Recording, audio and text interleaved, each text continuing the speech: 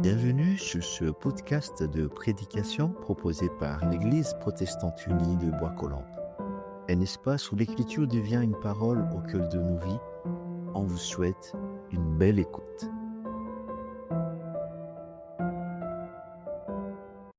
Chapitre 4, les versets 12 à 23. Ayant appris que Jean avait été livré, Jésus se retira en Galilée. Puis, abandonnant Nazareth, il vint habiter à Capharnaüm, au bord de la mer, dans les territoires de Zabulon et de Nephtali, pour que s'accomplisse ce qu'avait dit le prophète Ésaïe: terre de Zabulon, terre de Nephtali, route de la mer, pays au-delà du Jourdain, Galilée des nations. Le peuple qui se trouvait dans les ténèbres a vu une grande lumière. Pour ceux qui se trouvaient dans le sombre pays de la mort, une lumière s'est levée. À partir de ce moment, Jésus commença à proclamer: Convertissez-vous, le règne des cieux s'est approché. Comme il marchait le long de la mer de Galilée, il vit deux frères, Simon, appelé Pierre, et André son frère, en train de jeter le filet dans la mer. C'étaient des pêcheurs. Il leur dit: Venez à ma suite, et je vous ferai pêcheurs d'hommes.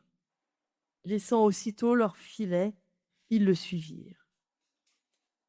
Avançant encore, il vit deux autres frères, Jacques, fils de Zébédée, et Jean son frère, dans leur barque avec Zébédée leur père, en train d'arranger leur filet. Il les appela, et laissant aussitôt leur barque et leur père, il le suivit.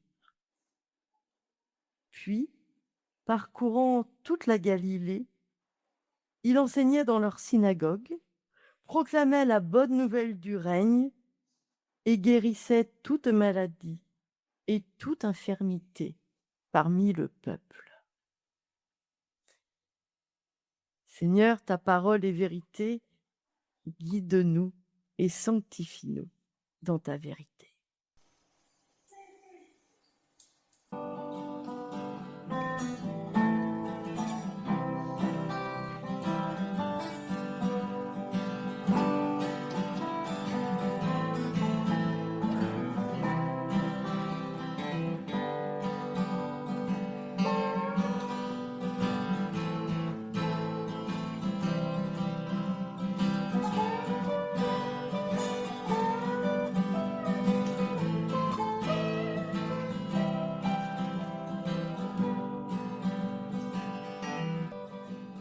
Est-ce l'œuf qui fait la poule ou est-ce la poule qui fait l'œuf?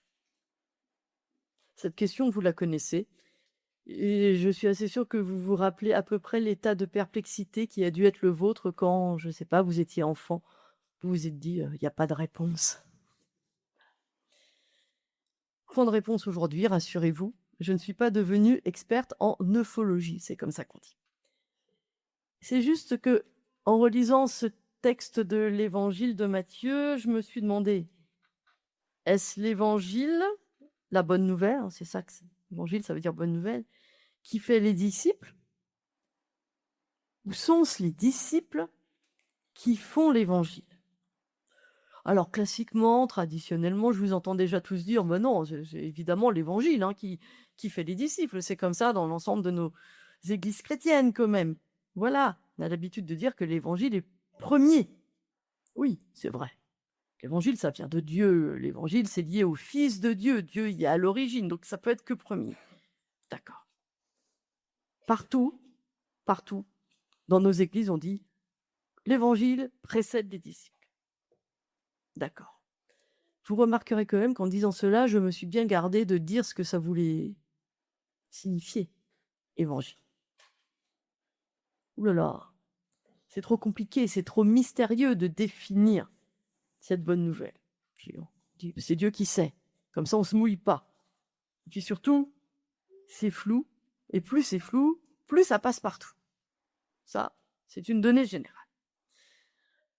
Alors vous me voyez venir, en tout cas pour celles et ceux qui sont habitués à venir ici, Vous me voyez venir, à la lecture du texte de Matthieu, il y a un petit quelque chose qui est venu déranger cette idée d'antériorité de l'évangile sur les disciples. Alors on va reprendre ce texte et on va se focaliser sur les paroles de Jésus ou sur ce que le narrateur nous dit que Jésus aurait dit. Au tout début, on entend Jésus qui dit « Convertissez-vous, le royaume de Dieu », vous avez retenu ou pas? « Convertissez-vous, le royaume de Dieu s'approche » ou « s'est approché », peu importe. Ça, c'est pas Jésus qui le dit normalement. Qui c'est qui dit ça au tout début de nos textes d'évangile? C'est Jean le Baptiste. Convertissez-vous. Le royaume de Dieu s'est approché. C'est Jean le Baptiste. Et pourtant, Jésus, c'est ce qu'on nous dit qu'il dit, juste en sortant du désert, dès qu'il apprend que Jean a été livré, comme par hasard. C'est-à-dire que à ce moment-là, Jésus, c'est un prophète. C'est quelqu'un qui parle pour Dieu, de la part de Dieu, et il va inviter largement à un changement de vie, à un retournement de situation personnelle. Chacun et chacune étant bien évidemment complètement responsable de ce changement de vie, de ce mouvement. Alors je ne sais pas vous, mais moi en tout cas, j'aime pas bien quand pèse sur moi comme ça une injonction très très générale qui s'applique à absolument tout le monde. Convertissez-vous. Oui, mais pourquoi? Vraiment, pourquoi dans ma vie? Et ça veut dire quoi dans ma vie de me retourner, de faire le mouvement de l'autre sens, là? Qu'est-ce que ça veut dire? Bon, je sais pas. Et là encore, c'est flou. Et quand c'est flou, ça passe partout. Mais ça ne nous parle pas forcément. Ça ne vient pas forcément toucher l'intime de notre vie. Ça, c'est le début du texte. Mais à la fin, qu'est-ce qu'on nous dit? Que dit Jésus? On nous dit, il enseigne dans leur synagogue. Et qu'est-ce qu'il proclame? La bonne nouvelle du règne ou du royaume, c'est le même mot. La bonne nouvelle du royaume. Il n'y a rien qui vient vous titiller les oreilles, là? Parce que moi, il y a quelque chose qui me fait un peu bouger. Comment ça, est-ce qu'il proclame la bonne nouvelle du royaume? Au présent? Attendez, là, je reviens 30 secondes en arrière. Convertissez-vous, le royaume de Dieu s'approche. Et là, il proclame la bonne nouvelle du royaume qui est là. Il y a un truc. Qu'est-ce qui s'est passé pour qu'on aille du royaume qui s'est approché? Ah, il est là. Bonne nouvelle, en plus. Évangile du royaume présent. Qu'est-ce qui s'est passé? Alors, en bon protestant, en bonne protestante, au lieu de tirer des théories farfelues, on plonge dans la Bible. Comme ça qu'on s'en sort. Et alors, moi, je vais voir le petit passage qui est entre les deux, là. Le petit passage qui est entre les deux, bah, vous l'avez entendu comme moi. C'est l'appel des disciples. D'où ma question. Est-ce les disciples qui permettent qu'on proclame l'évangile et que Jésus le proclame? Ou est-ce l'évangile qui fait les disciples? On va revenir sur cet appel. Jésus se balade là comme ça le long de la mer de Galilée. Rien ne nous dit qu'il connaît les frères qu'il va appeler. S'il les connaissait, ça aurait été dit. Il se balade. Il voit Simon, qu'on appelle Pierre, son frère André, en train de jeter leur filet. « Venez à ma suite, je ferai de vous des pêcheurs d'hommes. » Ok, ils y vont. Il va un peu plus loin. Il envoie 2 autres dans la barque avec leur père, qui eux sont en train de réparer leur filet. Pas la même chose. Il les lance pas pour pêcher, ils sont en train de les réparer. Il les appelle, il laisse tout sur place, il le suit. Alors, je ne sais pas vous, je ne sais pas s'il y a beaucoup de Pierre et de Jean dans l'assemblée? Des gens, j'en connais quelques-uns, mais il y en a combien des gens ici? Jean. Des Pierre? Non, pas de Pierre. Voilà. Heu, Quelqu'un que vous ne connaissez pas passe comme ça dans votre vie. Vous êtes en train de faire votre activité professionnelle, ou ce que vous faites tous les jours, et hop, il y a quelqu'un qui vous dit: «Laisse tout en plan, laisse tout en plan. Tu viens avec moi et tes compétences, elles vont être au service de l'humain et au service de Dieu». Là, comme ça, hein, je veux dire, ils laissent leur activité, ils laissent leur argent, c'est ça que ça veut dire. Ils laissent ce qui les fait manger quand même, ce qui leur met un toit sur la tête. Ils y vont. Vous le faites, vous? Moi, non, hein. Voilà. Moi, je réfléchis sans doute pas à 2 fois, mais à 10 fois avant d'y aller. Je ne vivais pas aussi vite que ses disciples. Aussitôt, ils laissèrent tout, ils y allèrent. Ah ouais. Et après, on nous dit évangile. Ah bah oui, bonne nouvelle. Bonne nouvelle, il y a des personnes qui, rencontrées par Jésus, laissent tout en plan pour vivre avec lui et ouvrir un autre chemin, non seulement pour leur vie, mais pour le monde. Qu'est-ce qui se passe pour que ça fonctionne? Eh bien, vous voyez, moi, je pense que Jésus, il s'est appliqué à lui-même ce convertissez-vous. Il a vécu le convertis-toi, parce qu'il parlait de manière très générale. Mais là, à ces quatre-là, il leur parle personnellement. Toi qui es là, viens à ma suite. Toi qui lances tes filets, viens à ma suite. Il regarde des personnes, il parle à des personnes. Et ça les rencontre. Bien plus qu'une injonction prophétique.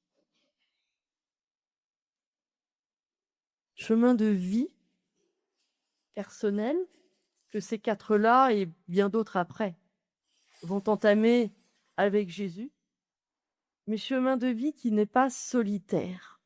On nous dit bien, il y a deux fratries, deux barques. Des personnes qui ne font pas les mêmes choses et qui n'ont pas tout à fait les mêmes compétences. Pour être pêcheur d'hommes, aller à la suite de Jésus, pour que la mission se vive, il faut des personnes qui savent lancer des filets, sortir de nos communautés, parler facilement, vous pouvez mettre plein de choses derrière. Et il y a des personnes, on a besoin qu'elles savent réparer les filets, tenir l'unité, prendre soin des uns et des autres, accueillir. C'est pas tout à fait la même chose. Si on n'a pas les deux, ça marchera pas. On peut lancer, hein, au bout d'un moment, le filet, il fait quoi? Il se déchire, il est fatigué. On peut réparer. Si ça sert jamais et que c'est dans un placard, ça n'a pas d'utilité. Les deux. Le royaume de Dieu, il est toujours avec des disciples au pluriel. Ça se conjugue au pluriel, les disciples. Et si vous relisez la Bible, généralement, on nous dit les disciples. Ils y allaient par deux. Ils y allaient en petits groupes, au pluriel.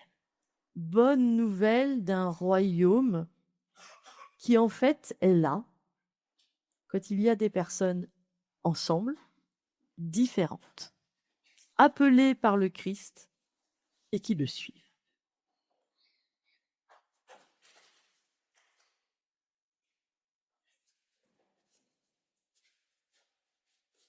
Pour celles et ceux qui viennent au culte des familles, vous avez remarqué qu'on est sur le thème du royaume toute l'année. Et que c'est extrêmement difficile de dire ce qu'est le royaume en tant que tel. Et que même pour Jésus, c'est difficile. Il utilise des paraboles. C'est comme un trésor caché qu'un homme découvre, qui recache. C'est comme une perle, c'est comme une petite graine, c'est comme une brebis perdue qu'un homme va retrouver.